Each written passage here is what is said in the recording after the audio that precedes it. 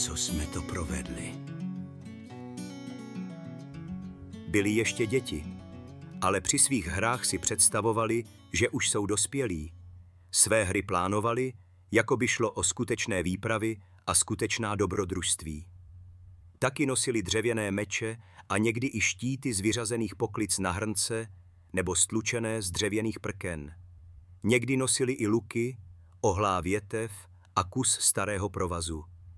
Nebyly nijak přesné a taky nestříleli daleko, ale v jejich představách to byly skutečné zbraně.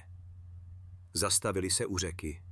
Chvíli si povídali, ale pak to mezi nimi začalo skřípat.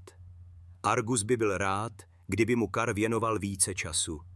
Na lístka Pada a El žárlil. Už chvíli si Kara dobíral. Nakonec se do něj začal přímo navážet. Čtyřkvítek. Co je to za partu? Je to spíš název spolku pro děvčata. Kar se k němu dotčeně obrátil a spustil. Nemůžu za to, že ti každou výpravu do lesa nebo k vodě tví rodiče zakážou. Vím, co jim vadí. Nejsme pro ně dost dobří.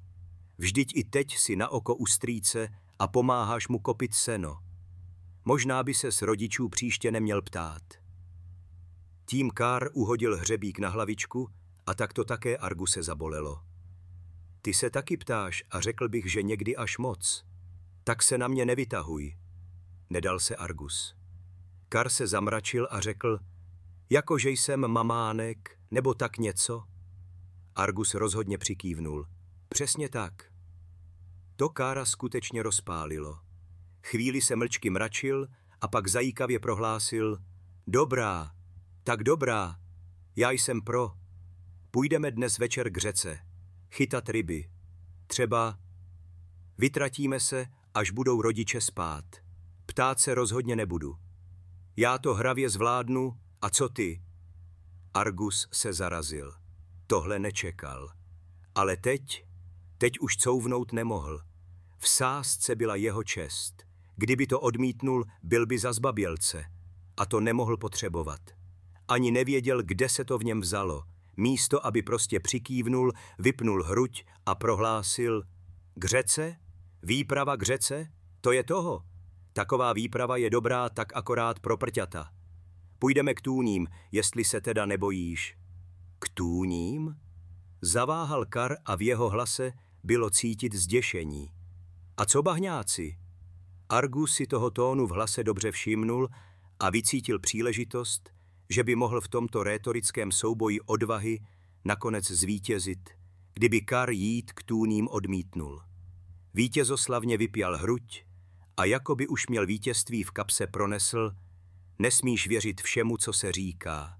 Jestli se bojíš, tak to řekni hned. Kar chvíli mlčel. Lomcoval s ním vztek, že Argus zašel tak daleko a zároveň opravdu cítil strach. Bojíš se co? Prohodil Argus a vítězoslavně se usmál. Kar věděl, že tohle je už hodně za hranou. Chvíli sám se sebou zápasil. Obrátit už ale nemohl. Hrdost zvítězila nad strachem. Zamračil se. Tak večer, řekl suše a obrátil se a mlčky odešel k domovu. Argus tam zůstal stát s pootevřenými ústy a tvářil se, jako kdyby slunce vyšlo o půlnoci. Mlynářův syn začínal mít dojem, že to nebyl dobrý nápad. Co tu vlastně dělají? Nejprve šli podél řeky. Sledovali její rameno, které se daleko za vesnicí od řeky odpojilo a vtékalo do lesního podrostu. Byl opravdu krásný letní večer. Voněl. Světlo se střídalo se stíny stromů, ale bylo ho stále dost. Zatím to není tak zlé. Možná z toho i vyvázneme? Pomyslel si Kar. Les zde byl řidší. Mezi stromy byla jezírka a zrádné tůně. To oba věděli. Po chvíli vůně lesa ubývalo a vzduch začal páchnout tlením. Argus se snažil tvářit tak samozřejmě, jako kdyby se procházel kolem svého domu za pravého poledne. Kar nechtěl zůstat pozadu. Jedna věc je ale snaha a druhá věc je výsledek. Kdyby je někdo pozoroval, všimnul by si, že přes všechnu svoji snahu mají v kalhotách. Oběma se promítali v mysli, aniž chtěli, všechny ty pověsti o bahňácích, hejkalech a bludných světlech. Žádná světla ovšem neviděli, ale čím hlouběji pronikali, tím častěji se ozývaly hrůzu nahánějící zvuky. Bublání a mlaskání lepivého bahna, houkání sovy a ještě mnoho dalších zvuků, kterým nerozuměli. Bořili se do bahna.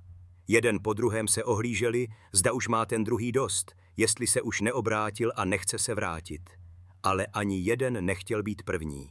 Zpočátku se bahnu úspěšně vyhýbali, pohybovali se po kořenech stromů, ale bylo to stále obtížnější.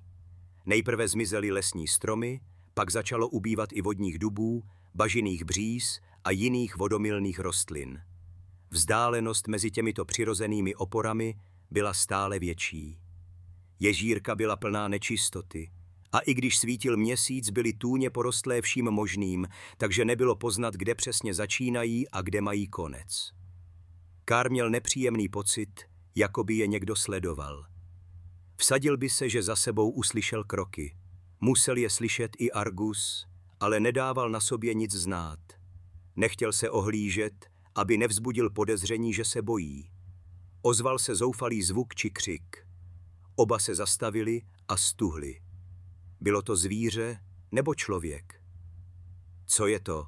Zeptal se Argus. Nevím, odpověděl Kar a měl v očích stejný strach, stejně jako Argus. Konečně se oba zastavili. Pochopili, že je čas se vrátit. Jít dál by už nebyl projev odvahy, ale hlouposti. Jen na okamžik se setkali očima a tím pohledem si řekli vše, co bylo třeba. Ozval se další hlas zoufalství a pak ještě jeden zvuk. Zase ty kroky. Běž první, řekl Argus. Hledej cestu a já nám budu krýt záda. Kar se tedy vydal první. Najednou se zpoza nejbližšího stromu odlepil stín. Kar si ještě stačil uvědomit, že je to pan Ploutvička. A ještě něco. Uslyšel za sebou žbluňknutí a těsně předtím zoufalý výkřik. Byl to Argusův hlas. Když se Kar otočil, pan Ploutvička proběhl kolem něho a zmizel pod hladinou. Tam, kde předtím Argus. Chvíli se nic nedělo. Pak to začalo. Voda jakoby vřela. Občas se vynořila ruka či noha. Kar nevěděl, komu patří. Pak se vyvalila krev. Najednou pan Ploutvička vyskočil z vody a táhnul za sebou polomrtvého Arguse. Rychle! Houknul na Kara. Pomoz mi s ním! Dělej, než tu budou další! Konečně byli z lesa pryč. Až pod lípou u mlýna byl čas na ta správná slova. Pan Ploutvička se do nich pustil. Nejraději bych vás roztrhnul jako mřenky. Roztrhnul nebo utopil. Žijeme si s bahňáky v míru a pokoji. A to vůbec není lehké. A teď? Teď je jeden z nich mrtev. Co si myslíte, že bude teď? Ale vy nejspíš vůbec nemyslíte. Mohli jste být mrtví, kdybych vás náhodou nezahlédl. Nezahlédl a nesledoval. Byl jsem zrovna na obchůzce. Zasáhl bych dřív, ale zamotal jsem se do jedné z bahňáckých pastí. Vůbec se divím, že jste se jim vyhnuli. Pan Ploutvička se posadil na jednu z laviček, vzal ruce do dlaní a zanaříkal. Musel jsem zabít. Kvůli vám. Rozumíte?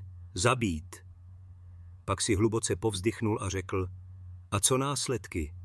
Ty ponesou všichni z mé vesnice. Budeme muset přinést mnoho darů a bude muset uplynout hodně vody, než pomine hněv bahňáků. Možná se budou chtít pomstít. Ano, neměl vás chtít zabít. Součástí dohody je, že budou lovit jen zvířata. Je to jeho vina, ale vysvětlujte to bahňákům.